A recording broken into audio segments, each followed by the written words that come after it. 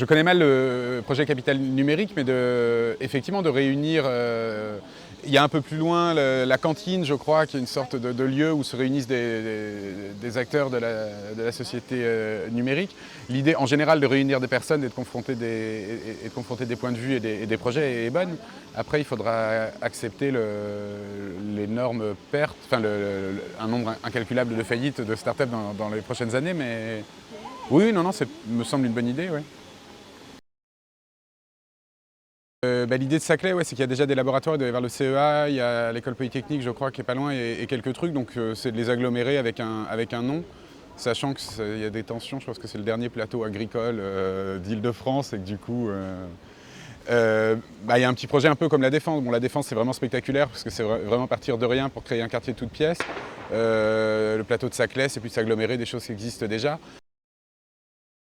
Il y a eu des tentatives, le Silicon Sentier par exemple, c'était une tentative plutôt anarchique qui venait d'ordre privé, qui s'explique par plusieurs raisons sociologiques, notamment le déclin de l'industrie textile qui a libéré des espaces, etc.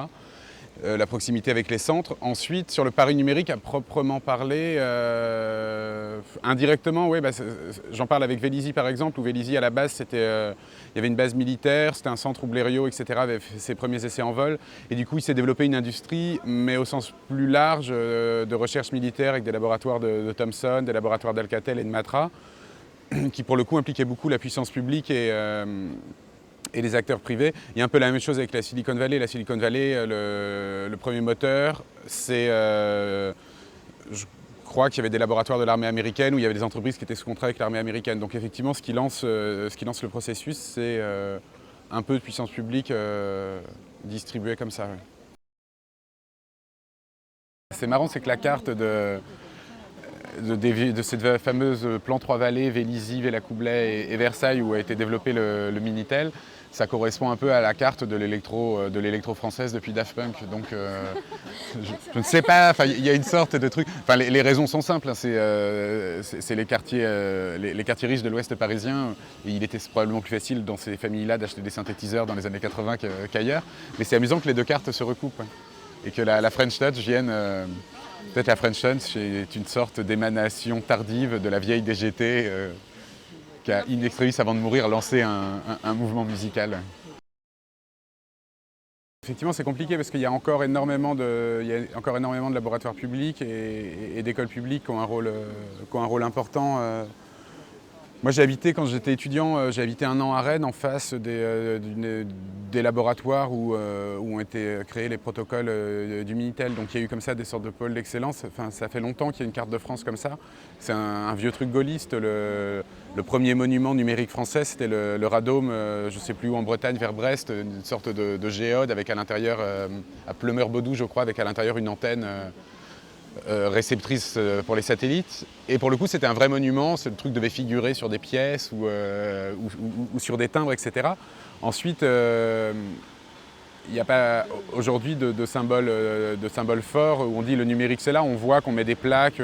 À l'Université de Californie où a été allumé l'un des premiers serveurs d'ARPANET, il y a une plaque qui dit que ça a été ici, au CERN à Genève, dans le bureau où Tim Berners-Lee a inventé le World Wide Web, il y a pareil une petite plaque. On est à la recherche de monuments, etc. Mais on est sur des économies qui sont à la fois spectaculaires dans leurs effets et peu spectaculaires par leur génération de monuments. Ouais. Donc comment définir une carte de Paris numérique? Non, mais la force du numérique, c'est d'être absolument partout et de disparaître. Ouais. Bon, le gag, c'est les Q-tips sur les arbres et les histoires de villes intelligentes, etc., où on sent que c'est largement une volonté d'élus de surfer sur le mouvement et de vendre leur ville connectée. Il y a pas de... On en fait toujours un petit peu trop. Hein. On imagine qu'il ne faut pas aller non plus vite que les usages. Ouais. Mais il y a une sorte de dissémination totale du numérique dans l'espace qui est, en tout cas aujourd'hui, accomplie. Ouais. L'économie dirigée dans le domaine des nouvelles économies, ça ne marche pas du tout. À la base, pour développer des télécommunications, on le voit en Afrique où se développent très peu d'infrastructures solides, mais se développent beaucoup les réseaux mobiles. Les infrastructures de télécommunications demandent énormément de puissance publique, que ce soit aux États-Unis, en France. La remise à jour dans les années 70, enfin la mise à jour dans les années 70 du réseau téléphonique n'a pu se faire que parce que l'État était très présent, qu'il a fallu relier chaque ferme isolée, chaque hameau de montagne, etc. Le Minitel est apparu là-dessus comme une sorte de relais de croissance au moment où le réseau était achevé. Le Minitel, c'est un petit peu bizarre parce que c'est clairement un succès en termes d'investissement et de retour sur investissement. Ça a été rentable, je crois, dès le début des années 90. Ça a pu marcher qu'en France parce que le terminal était subventionné et du coup, on pouvait passer du néant à une technologie grand public. On voit avec Internet, ça a été très lent. L'accession d'Internet, ça a pris 10-15 ans pour que chaque personne ait un fournisseur d'accès, ait un modem, etc. Le Minitel, ça a été permis en seulement quelques années parce que le terminal était distribué. Donc c'était un peu le coup de génie et c'était la limite si aucun autre État... Si les autres États laissaient le Minitel en vente, comme ça a été le cas un peu aux États-Unis, en Allemagne, etc., effectivement, les gens ne l'auraient pas acheté parce que le saut technologique était trop grand. Donc là, il y a une sorte de succès d'une politique colbertiste de faire franchir aux gens plusieurs sauts technologiques. L'histoire des claviers qu'on a beaucoup moqué des premiers Minitel qui étaient des claviers ABCD, c'était vraiment une histoire de saut technologique. C'était les gens à qui on destine le Minitel sont des gens qui n'ont même jamais utilisé une machine à écrire, qui ne savent pas taper avec un clavier. Donc il fallait leur faire accomplir ce saut-là, qui est aujourd'hui permis avec les technologies tactiles de type iPhone qui sont très intuitives. Pendant longtemps, il n'y a qu'à voir les interfaces avant Windows 95, il n'y a qu'à voir les interfaces de type, j'ai oublié le nom, DOS, MS-DOS. C'était très peu intuitif et ça ne pouvait pas acquérir une masse critique par manque tout simplement de pédagogie. Le Minitel, c'était un vrai succès. Hein. C'est difficile à admettre aujourd'hui parce que l'objet est encore connoté comme moche et ringard, mais en termes de design, c'était un beau succès. C'est plutôt, enfin, j'ai beaucoup étudié la question jusqu'au dessin des touches un peu biseauté, etc. C'était un très beau succès. La rumeur veut que le premier Macintosh soit directement copié du design des Minitel avec écran rabattable. Donc il y a eu quand même, et au sein justement d'une société publique qui était France Télécom, il y a eu la capacité de faire des objets ergonomiques. En termes d'ergonomie, même si on ne s'en rend plus compte aujourd'hui, le Minitel avait pas loin de 10-15 ans d'avance parce que c'était un objet comme je disais tout à l'heure, où la prise en main était à peu près immédiate. Des enfants et des personnes âgées pouvaient l'utiliser. Donc non, je ne pense pas que le blocage, ce soit la trop grande présence des sociétés publiques. Non, je pense clairement que ça coûte extrêmement cher aujourd'hui de lancer un nouveau produit. Et puis on a des exemples de Nokia ou de Palm. Pour le coup, le marché peut se satisfaire de 3 constructeurs pendant longtemps.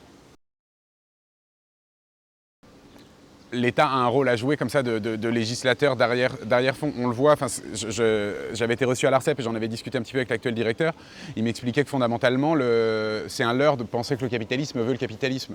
Le capitalisme, c'est des groupes qui veulent se constituer des monopoles strictement, ou au pire des oligopoles, comme on avait vu longtemps avec les 3 opérateurs qui faisaient des tarifs artificiellement hauts.